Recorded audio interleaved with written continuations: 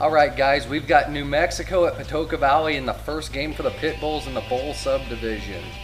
Starting off here, we have Chris Hernandez, a wide receiver for New Mexico, coming out of the backfield, gets loose down the sideline for a 60-yard gain. He lit us up all day. They had over 200 receiving yards. That sets up this first score by B.R. Hallbrook. He threw just 4 passes before being injured. But here, Chad Hooper cuts in front of a pass, takes it back 46 yards for a score. And at this point, the Pittbulls are up 10-7. We're looking good. Chad Hooper here picks off another pass, makes a big play, picks it off inside the 10 to regain possession for the Pittbulls. Unfortunately, they'll go 3 and out. And here's Chris Handy with his first of 2 sacks on the game. He had a monster game from the defensive tackle position. Then guess who? Hernandez again. Yeah, he'd get open along the sideline before safety Jack Minnow knocks him out of bounds inside the 10-yard line. That sets up halfback Desmond Dennis's 4-yard touchdown run and gives the Lobos the lead 14-10. Here's where disaster strikes. Safety Freddie Young picks off a pass of Gilkerson here. Former QB Jay Parks, converted to wide receiver, was the intended target, and it gets returned inside the 40, setting up this final score of Gruner from Williams. A little slant route here, gets across the goal line, puts it up to a 21-10 margin at halftime. Okay, just a minute or so here into the second half, and Gruner hooks up with Hernandez for a 44-yard pass play.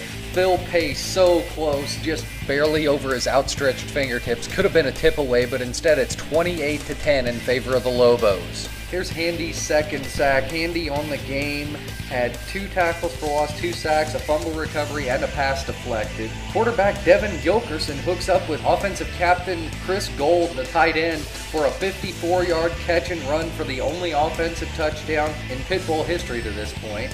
Here's Chad Hooper again. He comes up with a sack in the red zone. That sack temporarily dismantled the drive, but they would recover and end up scoring.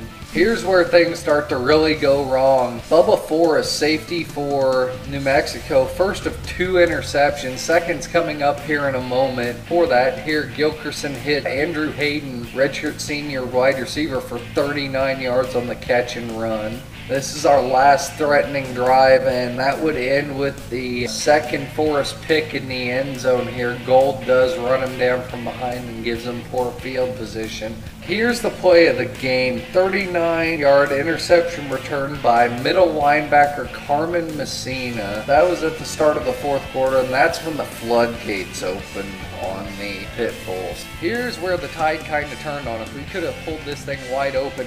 Corner Dan Simmons with a fumble recovery for a touchdown. However, they would review it and it was overturned. They said the runner was down. Would have been up 17-7 in the first quarter there. One more look at this pass to Hernandez, 44 yards from Gruner that started the second half. Fans, believe me, we're just as disappointed as you are. We will get better. We're going to work hard this week, and we're going to try and come out with a win next week. Chris Hernandez was player of the game for New Mexico. 9 receptions, 206 yards, 2 touchdowns. Final score, New Mexico 49, Patoka Valley 16.